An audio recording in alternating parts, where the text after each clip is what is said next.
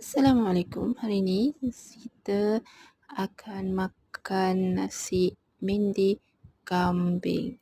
So ini beras yang sudah diletak dengan pelbagai ramuan lah. So ini pun sama juga kambing.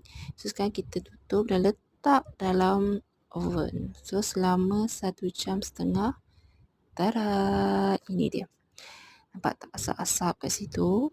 So daging pun masak dengan elok.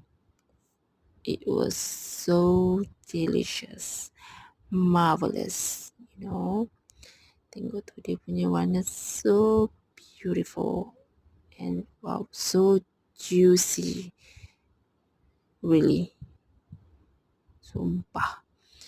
And nasi pun Masya Allah Tabarakallah, masak dengan cantik. Itu semua dia punya ramuan-ramuan, dia punya rempah ratus dia. Wow. So kalau nak resepi boleh komen.